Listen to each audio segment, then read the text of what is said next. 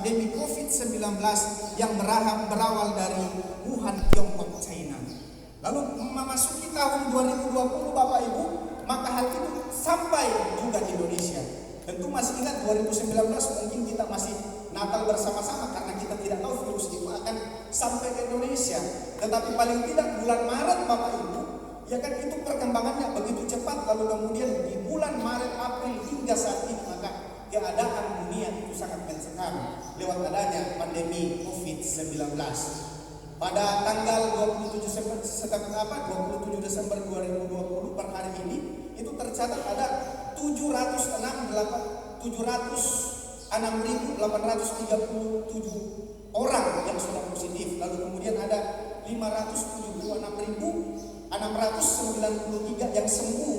Lalu kemudian sisanya ada 20.994 meninggal. Lalu kemudian kalau kita melihat Bapak Ibu, maka tentu ini akan menjadi sesuatu yang menakutkan, sesuatu yang mengerikan Bapak Ibu. Tetapi bagi kita yang percaya di hadapan Tuhan, bagi kita yang sungguh-sungguh mengakui bahwa Tuhan adalah juru selamat kita, ketika tema ini datang, Allah beserta dengan kita, Allah yang Immanuel, maka tentunya Bapak Ibu Saudara, kita tidak usah terlalu takut dan khawatir, sebab kita percaya bahwa di mana kita pergi, dimanapun kita, Allah selalu beserta dengan kita. Haleluya. Dalam ayat 23 dikatakan sesungguhnya anak darah itu akan mengandung dan melahirkan seorang anak laki-laki, dan mereka akan menamakan dia Immanuel, yang berarti Allah menyertai kita, Allah menyertai saya dan saudara. Sehingga walaupun mungkin keadaan dunia ini bisa mencekam Bapak Ibu Saudara, tetapi kita tidak usah takut. Keadaan ekonomi bisa tergoncang, bahkan mungkin sesuatu yang terjadi dalam kehidupan kita, mungkin kadang-kadang kita lihat bahwa itu tidak seperti yang kita harapkan. Tempat-tempat ibadah dinonaktifkan dan hanya diaktifkan adalah ibadah online saja. Ini merupakan satu fenomena baru Bapak Ibu Saudara. Tetapi sekali lagi, bagi kita yang percaya kepada Tuhan, bagi kita yang sungguh-sungguh percaya Tuhan, maka jawabannya adalah satu. Walaupun muncul spekulasi Bapak Ibu bahwa di mana lagi itu khotbah mujizat, di mana lagi itu ibadah kesembuhan ilahi, di mana kita sesungguhnya, saya mau berkata kepada kita sekalian bahwa Allah kita adalah Allah yang Immanuel. Allah bersama dengan saya dan saudara. Allah selalu hadir di mana kita ada, dan itulah janji Tuhan kepada saya dan saudara bagi kita yang percaya kepadanya. Lalu pertanyaannya, mengapa Allah beserta dengan kita? Mengapa Allah beserta dengan saya dan saudara? Yang pertama Bapak Ibu Saudara, karena manusia lemah di hadapan Allah. Mari kita lihat dalam Roma pasal 7, Roma pasal 7 ayat yang ke-18 sampai dengan ayat yang ke-20. Roma pasal 7 ayat yang ke-18 sampai dengan ayat yang ke-20, demikian firman Tuhan. Sebab aku tahu bahwa di dalam aku, yaitu di dalam aku sebagai manusia, tidak ada sesuatu yang baik. Sebab kehendak memang ada di dalam aku, tetapi bukan hal berbuat apa yang baik. Sebab bukan apa yang aku kehendaki yaitu yang baik yang aku perbuat, melainkan apa yang tidak aku kehendaki, yaitu yang jahat yang aku perbuat. Jadi jika aku berbuat apa yang tidak aku kehendaki, maka bukan lagi aku yang memperbuatnya, tetapi dosa yang diam di dalam aku. Yang pertama, mengapa Allah beserta dengan kita? Karena manusia lemah di hadapan Allah. Sesungguhnya Bapak Ibu Saudara, setiap manusia memiliki kelemahan. Karena itu nobody perfect Bapak Ibu, ya kan? Karena semua kita punya kekurangan. Dan mengapa Allah beserta dengan kita? Karena Allah tahu bahwa saya dan saudara itu lemah. Karena manusia lemah di hadapan Allah. Tujuan kelemahan itu agar kita selalu rendah hati Bapak Ibu. Banyak orang yang tidak lagi rendah hati, dia berkata bahwa Tuhan itu tidak ada. Banyak yang berkata bahwa aku bisa melewati segala perkara dengan kekuatanku, dengan kepintaranku, dengan apa yang saya rencanakan. Tetapi segala sesuatu yang terjadi dalam kehidupan kita penuh dengan kekurangan. Bapak Ibu Saudara, Tuhan tidak respect kepada orang yang menganggap dirinya kuat tanpa melihat dirinya yang lemah. Tetapi sekali lagi Allah tertarik kepada orang yang mengakui keterbatasannya. Amin. Allah tertarik kepada orang yang mengakui keterbatasannya, bahkan kelemahannya ataupun ketidakberdayaannya. Satu kali Musa dipanggil Tuhan dalam Keluaran pasal 4 ayat yang ke-10 dan 12, kita lihat di sana. Keluaran pasal yang keempat ayat yang ke-10 sampai dengan ayat yang ke-12 berkata demikian. Lalu kata Musa kepada Tuhan, Tuhan, aku ini tidak pandai bicara, dahulu pun tidak, dan sejak Engkau berfirman kepada hamba-Mu pun tidak, sebab aku berat mulut dan berat lidah. Tetapi Tuhan berfirman kepadanya, siapakah yang membuat lidah manusia? Siapakah yang membuat orang bisu atau tuli, membuat orang melihat atau buta? Bukankah aku, yakni Tuhan? Oleh sebab itu pergilah, aku akan menyertai lidahmu dan mengajar engkau apa yang harus kau katakan. Saudara dikasihi Tuhan, Musa sebelum dipakai Tuhan, dia tidak percaya diri. Dia melihat bahwa banyak kekurangan yang ada pada dirinya. Tetapi satu yang membuat Tuhan tertarik kepada Musa, Bapak Ibu, bahwa dia mengakui kelemahannya, dia mengakui kekurangannya, dia mengakui ketidakberdayaannya, sehingga itulah yang mengangkat Musa, sehingga Tuhan membawa dia memakai Musa sebagai pemimpin bangsa Israel. Saudara yang dikasihi Tuhan, kalau kita yakin, kita datang di hadapan Tuhan dan penuh kerendahan hatian dan kita katakan, Tuhan, saya ini manusia lemah di hadapan Allah. Hari ini mungkin kita khawatir, mungkin kita takut. Jangan dilawan, Bapak Ibu Saudara. Jangan lawan dengan pikiran yang negatif, jangan lawan dengan kekuatan kita. Jadi kalau masih ada yang takut-takut dengan COVID, Bapak Ibu Saudara, bukan berarti bahwa kita abaikan, tidak, tetapi kita tentu bisa jangan resah, ya kan, kita boleh waspada, ya kan, tetapi jangan terlalu panik. Ketika kita panik, Bapak Ibu Saudara, maka biasanya hal yang negatif itu muncul. Tetapi ketika kita datang kepada Tuhan dan kita katakan, Tuhan, inilah kelemahan saya mau dituntun oleh Tuhan, saya mau aminkan bahwa Allah beserta dengan kita, saya tidak percaya, Bapak Ibu, kita akan ditolong oleh Tuhan. Sekarang Bapak Ibu Saudara, saya mau tanya kepada kita, kenapa sih kita takut kepada COVID? Hanya satu jawabannya, takut mati. Betul enggak? Hanya itu saja, takut mati, Bapak Ibu. Kalau ditanya kenapa takut sama COVID, takut mati. Bayangkan tadi sudah ada sekitar 600.000 orang yang sudah meninggal, ya kan? Tapi saya mau katakan lagi, memang banyak, tapi banyak juga yang ada sekitar 500.000 orang. Nah, 500.000 orang, Bapak Ibu Saudara, tentu punya kesaksian dan punya pengalaman bagaimana dia disertai Tuhan. Tapi kita yang belum ke sana, Bapak Ibu, tentunya kita was-was, kita takut. Tetapi sekali lagi, jangan takut. Amin. Yakinkan bahwa Allah beserta dengan kita. Persoalan mau mati karena COVID atau tidak COVID, kita pun juga akan mati, Bapak Ibu Saudara. Iya toh? Jadi tidak usah takut. Saya yakin bahwa sebelum ada COVID memang orang tiap hari itu ada kematian. Hanya bedanya tidak dicatat, Bapak Ibu. Iya toh?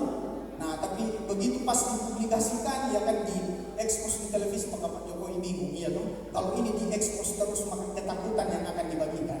Sehingga Satgas itu kemudian ditutup, ya kan, secara nasional, ya kan, tetapi di daerah-daerah tetap berjalan. Kenapa? Karena berita tentang ketakutan, berita tentang kecemasan itu disebarluaskan.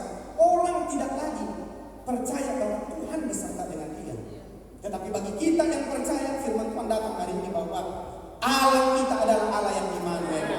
Allah kita adalah Allah yang selalu beserta dengan kita. Haleluya. Saudara di situ Tuhan, saya juga melihat pengalaman dari, tentu kita tahu tentang Desya Epifania, ya kan, dia lahir dengan keterbatasan, Bapak Ibu, sehingga pada saat itu ayahnya mulai kecewa, ya kan, karena dia tidak terima seolah-olah Tuhan yang memberikan hal yang tidak adil. Lalu kemudian ayah daripada Desya ini, ya kan, mulai kecewa dengan Tuhan, lalu kemudian dia meninggalkan Tuhan, ya kan, dia tidak mau lagi berurusan dengan Tuhan karena dia kecewa dengan keputusan Tuhan memberikan anak yang lahir dengan kondisi mata buta, Bapak Ibu. Dia mulai kecewa, tetapi luar biasanya si Gracia ini tumbuh dengan penuh percaya diri. Walaupun dia mata buta, Bapak Ibu, tetapi dia tetap tumbuh dengan percaya diri dan dia yakin walaupun dia masih kecil, tetapi Roh Tuhan yang ada pada diri anak ini sehingga dia tumbuh menjadi besar. Dan satu saat ketika dia mulai besar, ia kemudian menyaksikan bagaimana Tuhan bekerja dalam kehidupannya. Dan sekali lagi, Bapak Ibu Saudara, lewat si Gracia yang masih kecil ini, ayahnya kemudian datang, lalu kemudian dia kembali percaya kepada Tuhan. Ada lagu yang dia tulis Bapak Ibu, ya kan, mungkin kita pernah dengar lagu ini seperti ini, refnya saja.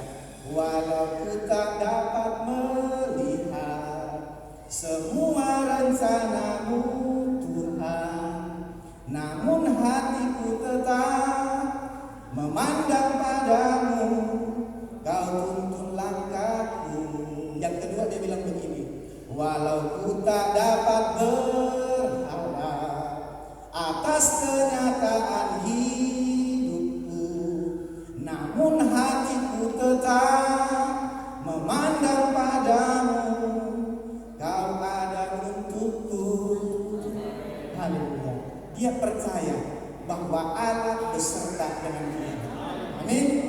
Haleluya. Karena itu Bapak Ibu Saudara, kalau kita percaya bahwa Allah Immanuel, Allah beserta dengan kita, maka segala sesuatu yang tidak mungkin itu akan menjadi mungkin. Lalu kemudian yang kedua Bapak Ibu Saudara, mengapa Allah yang Immanuel atau Allah beserta dengan kita? Karena manusia dikasihi Allah. Dalam Yohanes pasal 3 ayat 16, Yohanes pasal 3 ayat 16 sampai 17 dikatakan demikian. Yohanes pasal 3 ayat 16, karena begitu besar kasih Allah akan dunia ini, sehingga dia telah mengurniakan anaknya yang tunggal, supaya setiap orang yang percaya kepadanya tidak binasa, melainkan beroleh hidup yang kekal.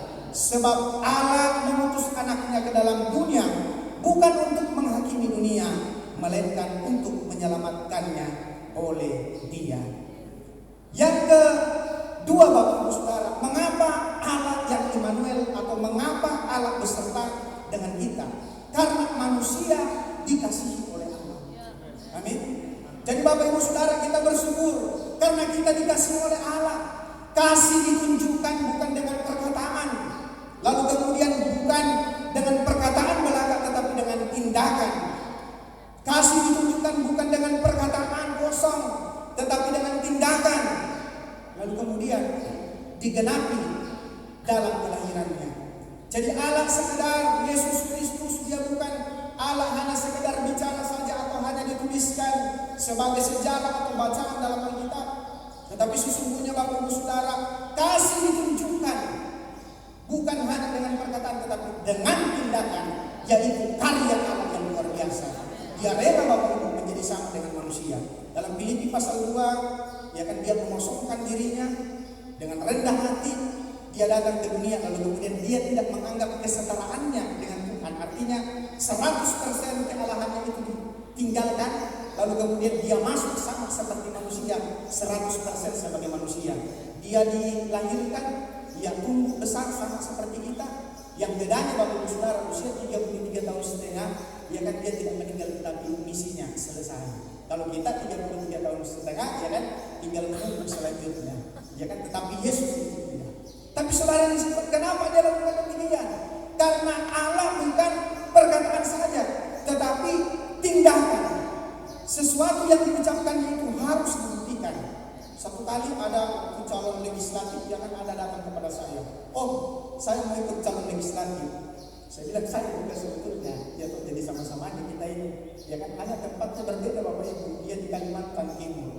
Lalu kemudian, "Jadi apa yang saya bisa bantu?" "Om bisa datang kan?" Saya bilang, "Oke, bisa. Tapi sebelum saya di situ saya mau dengar dulu, ya kan? Karena tentu harus ada nilai tawar, ada nilai jual." Kan? Saya bilang seperti itu. Saya bilang, "Apa kau lakukan?" Ya kan? Dia bilang, "Om, sudah 7 tahun saya berdagang di pasar. Apa yang dijual kentang, apa yang dijual kacang hijau di dalam los, Bapak Ibu Saudara. Terus waktu pas keluar bikin apa saja. Kalau ada yang membeli, uangnya tidak cukup, ya kan?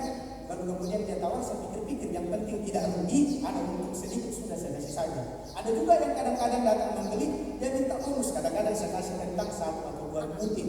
Ya kan, oh itu bagus, iya kan? Berarti apa yang harus saya tagline saya apa? Saya bilang begini, kalau kamu sudah pernah kasih kentang sama orang, maka yang harus tulis di spandukmu atau di balihomu itu cuma hanya simpel saja. Apa om? Saya bilang tulis beri bukti bukan janji.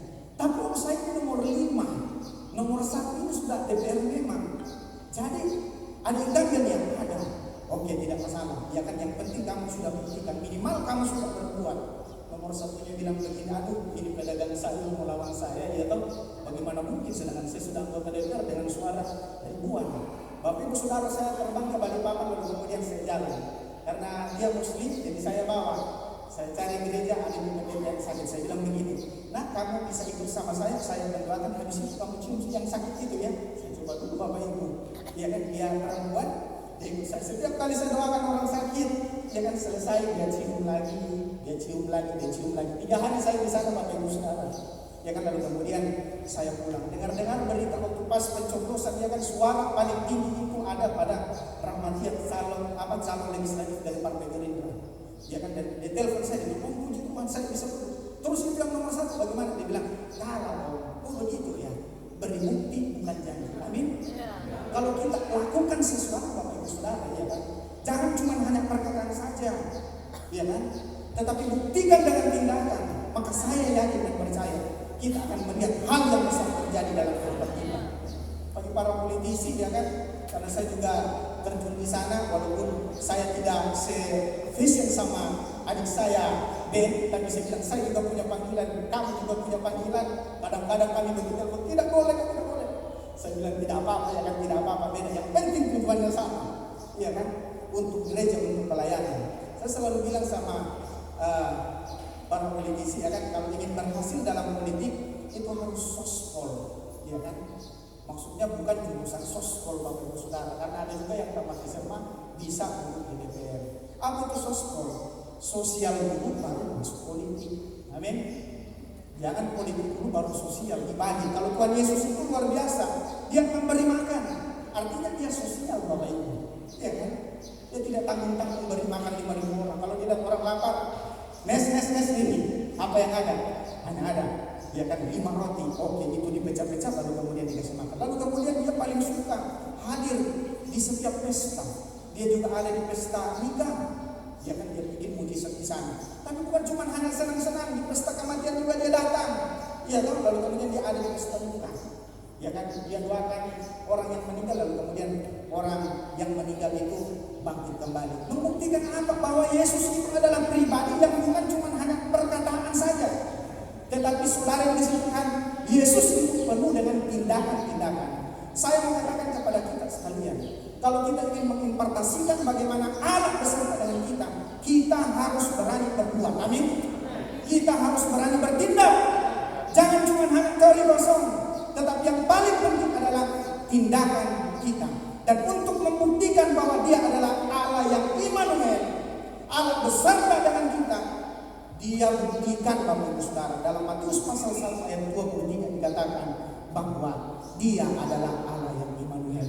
Dia lahir ke bumi, dia tidak menganggap dirinya sebagai Allah. Dia datang sebagai manusia, dia melebur bersama dengan manusia. Dan pada saat itu nyata bahwa dialah Allah yang Immanuel. Jadi yang kedua, mengapa Allah yang Immanuel atau Allah beserta dengan kita? Karena sekali lagi manusia itu dikasihi oleh Allah. Karena begitu besar kasih Allah akan dunia ini, sehingga dia telah mengaruniakan anaknya yang tunggal, supaya setiap orang yang percaya kepadanya tidak binasa, melainkan beroleh hidup yang kekal. Jadi kalau kita bicara Natal Bapak Ibu Saudara, kita harus betul-betul lihat bahwa sesungguhnya Natal itu adalah kasih Allah. Amin. Kalau bukan karena kasih Bapak Ibu Saudara, sebetulnya kita tidak layak. Tetapi karena kasih Allah yang sempurna atas saya dan saudara, maka dia rela, dia memberikan hidupnya untuk kita sekalian, sehingga kita bisa memanggil dia. Dia Allah yang Immanuel, dia Allah beserta kita. Yang ketiga Bapak Ibu Saudara, mengapa Allah beserta dengan kita? Yang ketiga, karena Allah menginginkan agar manusia bergantung hanya kepada Allah saja. Amin. Yang ketiga, mengapa Allah Immanuel? Mengapa Allah mau beserta saya dan saudara? Karena Allah menginginkan agar manusia bergantung hanya kepada Allah, bukan kepada yang lain, tetapi bergantung hanya kepada Allah saja. Dalam Amsal pasal 3 ayat 5 kita lihat bersama-sama. Amsal pasal 3 ayat yang kelima dikatakan, Amsal pasal 3 ayat yang kelima sampai ayat yang ke-6 dikatakan demikian. Percayalah kepada Tuhan dengan segenap hatimu, dan janganlah bersandar kepada pengertianmu sendiri. Akuilah dia dalam segala lakumu, maka ia akan meluruskan jalanmu. Sekali lagi saya baca buat kita. Percayalah kepada Tuhan dengan segenap hatimu, dan janganlah bersandar kepada pengertianmu sendiri. Akuilah dia dalam segala lakumu, maka ia akan meluruskan jalanmu. Mengapa Allah yang Immanuel, Bapak Ibu Saudara? Karena Allah menginginkan agar manusia bergantung hanya kepada Allah saja. Amin. Karena itu saudara sekalian, banyak orang yang tidak menggantungkan hidupnya kepada Allah. Dia hanya menggantungkan dirinya pada kepintarannya, kepada kekuatannya. Kalau saya sakit, Bapak Ibu Saudara, itu cepat sembuh. Apa sih obatnya? Iya kan? Sudah cepat-cepat datang di kaki Tuhan, lalu kemudian berdoa, lalu kemudian bilang begini, Tuhan saya menyerah sudah. Iya. Orang yang suka menyerah di hadapan Tuhan, dia akan angkat tangan. Ketika kita angkat tangan, maka Tuhan akan turun tangan. Amin. Tapi banyak orang yang kan pergumulannya dia kantongi sendiri. Ya kan, sakitnya dia bawa sendiri. Sehingga apa yang terjadi, Bapak Ibu Saudara, sangat sulit untuk melihat pertolongan Tuhan. Amin. Tapi orang yang datang kepada Tuhan lalu kemudian percaya bahwa Allah beserta dengan kita, walaupun kadang-kadang manusia itu kadang-kadang keras kepala, Bapak Ibu Saudara. Bangsa Israel itu umat pilihan Tuhan, tapi dikatakan juga bahwa bangsa yang paling tegar tengkuk. Tapi yang luar biasa, Bapak Ibu, ketika kita menyadari bahwa kita ini tidak berdaya, kita datang kepada Tuhan, maka saya tidak percaya Tuhan kita itu adalah Tuhan yang maha kasih. Dia maha memberi, dia maha pengampun. Kita datang kepada dia, lalu kemudian kita bawa persoalan kita selesai. Tapi kalau kita bawa dengan kekuatan kita sendiri, kita bawa dengan kemampuan kita sendiri, udah bawa aja, tapi lama, ya kan? Bahkan kadang-kadang tidak ada solusinya. Tapi kalau cepat angkat tangan, Bapak Ibu Saudara, cepat itu. Kalau tidak percaya, coba-coba saja, ya kan? Nanti saya pulang lagi di sini, bion, betul juga Pak Pendeta ya. Ya memang betul. Kalau kita datang kepada Tuhan, lalu kemudian kita langsung selesaikan, ya kan? Kita gantungkan hidup kita kepada Tuhan, maka saya percaya kita akan melihat jalan keluar yang sesuai dengan apa yang Tuhan mau. Kebergantungan kita pada Allah akan menentukan suatu kondisi rohani atau manifestasi dan kesetiaan Tuhan terus menyertai kehidupan saya dan saudara kalau kita bergantung. Tetapi kalau kita tidak bergantung, Bapak Ibu, maka tentunya, ya kan, kasih Allah itu akan sulit didapatkan. Kasih Allah, berkat Tuhan itu akan sulit dilihat. Tapi saya percaya ketika kita bergantung hanya kepada Allah, maka saya tidak percaya setiap kita yang ada di tempat ini itu akan menjadi saluran berkat yang luar biasa. Saya, karena kami berdua ya kan anak-anak masih kecil, jadi saya itu paling suka, Bapak Ibu Saudara, kalau misalnya ke rumah atau ke tempat lain, saya pertama kali tanyakan airnya Bapak Ibu. Jadi saya bukan menteri pengairan, tapi kalau setiap kali sesuatu mau datang ke kota, saya selalu tanya bagaimana airnya di sana. Karena tempat kami ini rawa dipasang kayu, jadi setiap kali bor air, Bapak Ibu Saudara, yang keluar itu airnya kuning, ya kan?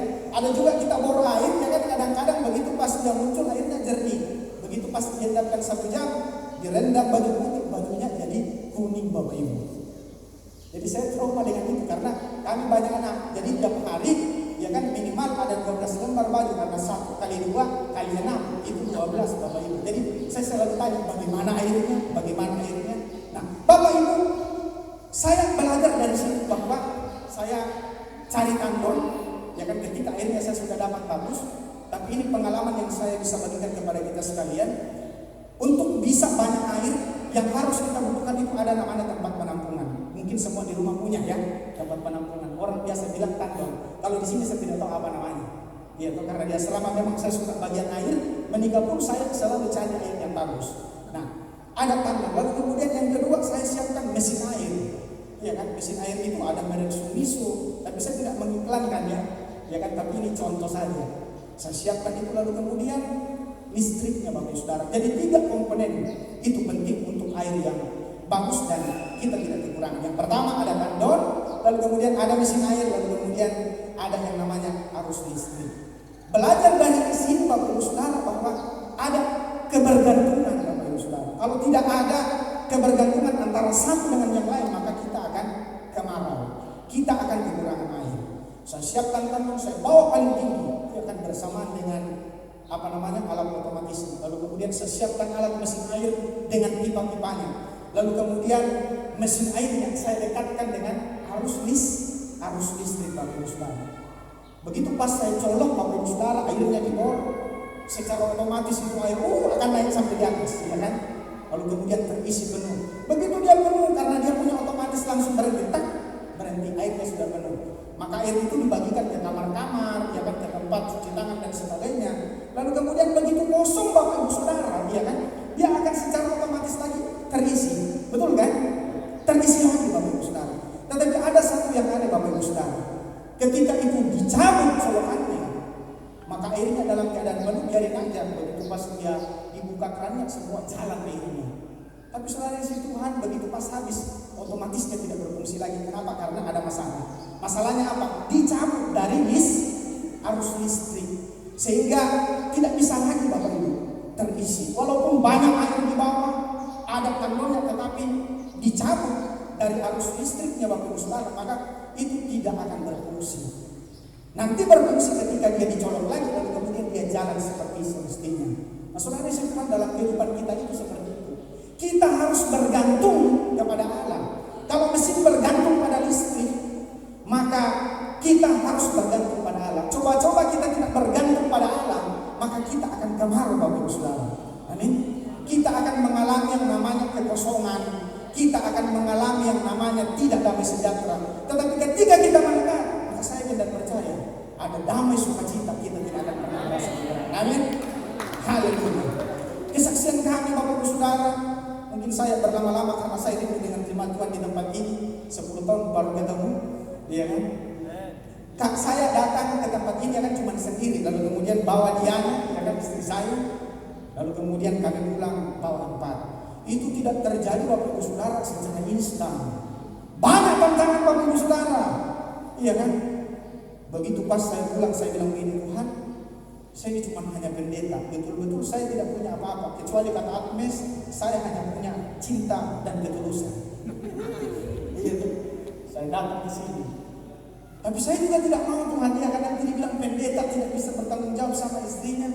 Karena saya tahu kalau kami lama-lama di sini ada tes CPNS, istri saya mendaftar pasti juga lolos di sini karena kesehatan Bapak Ibu Saudara di mana-mana biasanya dibutuhkan. Jadi sebelum itu datang saya pulang memang. Jadi begitu 1 minggu habis menikah, kapal Dorolonda bunyi. Saya bilang saya sudah mau pulang. Dia masih rindu Bapak Ibu. Jadi saya bilang ya udahlah, saya kasih lagi waktu 1 minggu. Kalau 1 minggu kapal lewat lagi, kalau kemudian kamu tidak pulang, saya harus pulang sendiri dulu. Iya kan? Begitu 1 minggu kemudian lewat lagi kapal. Kali ini kamu harus siap. Kita harus jalan. Ini kita tidak tahu kita mau kemana Bapak Ibu Saudara. Yang saya tahu cuma hanya Mamasa saja. Iya kan? Dari sini pergi Mamasa sampai di Mamasa Bapak Ibu Saudara. 3 bulan kemudian ada betul penerimaan. Iya kan? CPNS. Saya lihat informasinya ada 3 orang. Iya kan? Lalu kemudian juga ada 3 pendaftar. Saya pikir-pikir kalau tambah istri saya berarti 4. Saya lihat lagi siapa yang mendaftar. Aduh, ada anak wakil bupati, ada keluarganya bupati. Jadi saya bilang kalau saya datang ini, ya kan, tentunya tidak dapat peluang. Kami pergi ke Kabupaten Pasangkayu Bapak Ibu Saudara. Waktu itu di sana juga ada penerimaan. Waktu itu masih agak muda. Saya suruh sandal kamu di dinding, saya foto. Begitu pas foto kirim, bikinkan KTP, daftar di sana. Saya bilang begini, Tuhan, saya cuma hanya yakin, saya cuma hanya percaya bahwa Tuhan beserta dengan saya. Dimanapun kami pasti Tuhan beserta dengan saya. Ikut tes di sana Bapak Ibu Saudara. Daerah yang baru kami kunjungi, ya kan, dari Serut kami ke sana. Puji Tuhan, 1 bulan kemudian sesudah ikut ujian, karena tidak ada kegiatan, saya bilang saya mau perintisan. Saya perintisan di daerah Mamuju Tengah Bapak Ibu. 2 jam dari rumah saya atau 105 km dari Pasangkayu. Kami merintis di sana. Lalu kemudian 1 bulan kemudian ada pengumuman bahwa istri saya lulus. Saya bersyukur. Lalu kemudian pelayanan ini saya tidak bisa tinggalkan. Saya ikut istri saya. Di mana istri saya di situ. Akhirnya 10 tahun Bapak Ibu Saudara kami bolak-balik. Di pelayanan kami itu 105 km. Jadi kalau 2 kami PP 210 km. Setiap minggu kami lakukan itu. Kami bayar harga. Jemaatnya tidak banyak Bapak Ibu Saudara. Ya kan, kadang ada 4, kadang ada 5. Tapi saya sudah komitmen bahwa Tuhan, saya tidak bisa bayar kebaikan Tuhan. Apa yang Tuhan sudah kerjakan dalam kehidupan saya, itu saya tidak bisa balas. Dan yang bisa saya lakukan 210 km setiap minggu kami harus jalani. Kadang kami naik motor, ya kan, lalu kemudian berdoa, ada mobil Bapak Ibu Saudara, ya kan, kami lakukan terus, kami rutin. Dan singkat cerita, anak pertama lahir, anak kedua lahir, ada telepon masuk, ya kan? Nah, pulang ke Serui karena kakaknya Diana lagi sakit. Kayaknya ini sudah koma ini. Aduh, menakutkan juga ini berita. Tapi saya ingat waktu konseling sama bapak di sebelah, ya kan, masih di gereja lama, dia tanya begini sama saya, nanti nak kalau misalnya menikah pengen punya anak berapa? Saya bilang 4. Iya kan? Jadi waktu itu anak masih 2. Jadi waktu pas ditanya sudah mau ke Serui, saya bilang aduh belum digenapi janji itu. Iya kan, maksudnya. Akhirnya apa yang saya lakukan Bapak Ibu Saudara? Bukan cuma hanya berdoa, tapi saya juga bekerja terus, genjot terus, ya kan? Dapat lagi yang ketiga, ada lagi telepon. Nah, Bapak sakit di Serui. Saya bilang belum penggenapan karena masih anak baru 3. Harus tunggu 4 dulu. Iya kan? Jadi saya berdoa dan bekerja. Iya kan? Jadi bukan cuma hanya siang saya bekerja, malam juga bekerja. Akhirnya Bapak Ibu Saudara muncul lagi, ya kan? Ada lagi sebelah, ya kan? Tapi ini anak sudah 3, saya butuh perempuan kalau bisa, tapi bukan kehendak saya, melainkan kehendak Tuhan. Kenapa saya minta anak perempuan? Karena semua laki-laki, tapi saya juga bisa bayar harganya, karena istri saya memang semua perempuan. Ketika anak saya semua laki-laki, tidak apa-apa, berarti ditutupi Bapak Ibu Saudara. Tapi kalau bisa Tuhan minta satu lagi, baru 2 bulan Bapak Ibu Saudara gugur di kantor, iya kan? Tidak jadi. Jadi saya ke Palu berangkat, lalu kemudian harus di Kuret. Kami bertiga, ada anak Karisma yang temani saya. Saya bilang, nak kamu jaga adik kamu di penginapan, nanti saya temani tante, ya kan, di Kuret, ya kan. Lalu kemudian proses selesai. Begitu pas selesai saya tanya lagi, penginapan belum selesai, kita masih belum bisa diserui. Kamu masih sanggup kah? Dia bilang juga oke saya. Iya kan? Akhirnya jadi lagi Bapak Ibu Saudara, iya kan? Begitu pas jadi Bapak Ibu Saudara, dokter panggil saya, Pak Pendeta, sudah lagi yang terlalu banyak. Iya kan? Jadi apa yang harus dilakukan, Pak Dokter? Ya kan? Pak Dokter bilang, karena istri kamu ini selalu disesat, jadi kalau bisa ini yang terakhir untuk keamanan Ibu Pendeta.